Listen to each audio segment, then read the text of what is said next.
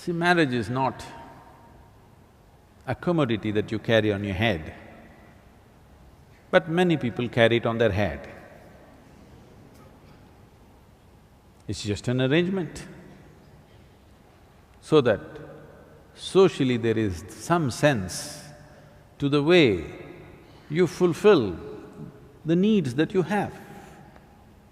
A human being has needs, physical, psychological, emotional, financial, social, various kinds of needs.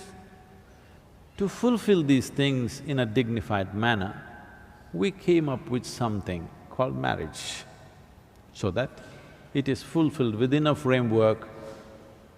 Your desires don't run wild and disturb everything in the society, some kind of a framework, so that it can be conducted in a sensible manner. Now, you have raised this to heaven because somebody told you marriages are made in heaven. Only the unmarried ones think so.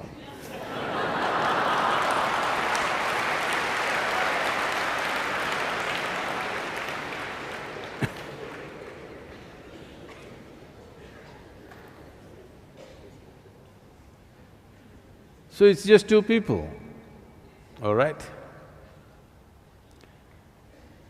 Now, spiritual process is about turning inward. Can I turn inward with somebody else? Marriage is an arrangement to fulfill certain aspect of your life. Don't complicate life by thinking, we will walk together on the spiritual path. There's no such thing. Because spiritual path is not not the path that you take into the Velangiri mountains, that you want to walk together. Even if you go to Velangiri mountains, please don't walk hand in hand. It's a narrow pathway and it's not an appropriate way to walk in the forest. You can walk in the park hand in hand. You can go shopping hand in hand. You can sit in a cinema hand in hand. You can't turn inward hand in hand.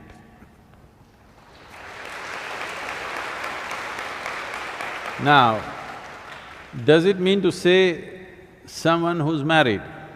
What it means… let's understand this. Someone who is married means someone who's made an official arrangement for their needs in life. A formal arrangement for simple needs that a human being has, which are biological, which are psychological, which are social, many things.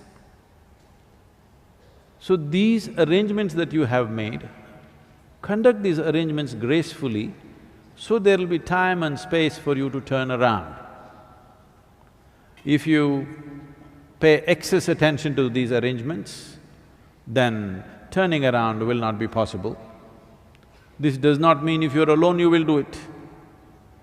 If you're alone, you may be always looking out.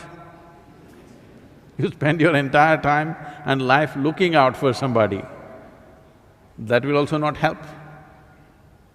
If you think your desires, your longings and your needs can be well handled by an arrangement of marriage, all right? Don't try to raise it to heaven. It doesn't happen in heaven, believe me. And if heaven is making so many mistakes, then we'll have to seriously reconsider many things. So, of course, in India, we don't blame it on the heaven. We do our own calculations of all the arrangements of stars and planets and everything. We match all the planets and stars very well. It's very easy to match stars because they never fought ever. But to match these two people, that nobody has managed except those two people if they are sensible. If they're sensible, they can manage it. Nobody else can match these two people.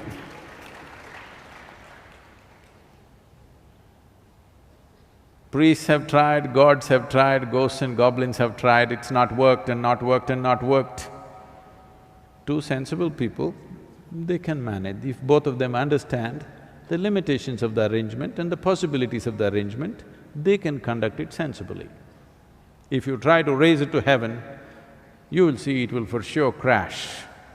So your marriage has nothing to do with your spiritual process, because your spiritual process is an inward journey. But one dimension of this is, to walk alone, people falter. Actually, this question was asked to Gautama, the Buddha. Is it better to walk alone or in company? Gautama looked and said, it's better to walk alone than to walk with a fool.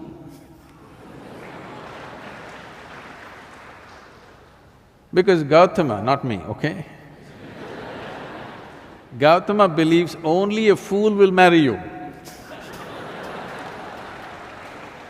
It's him, not me, okay?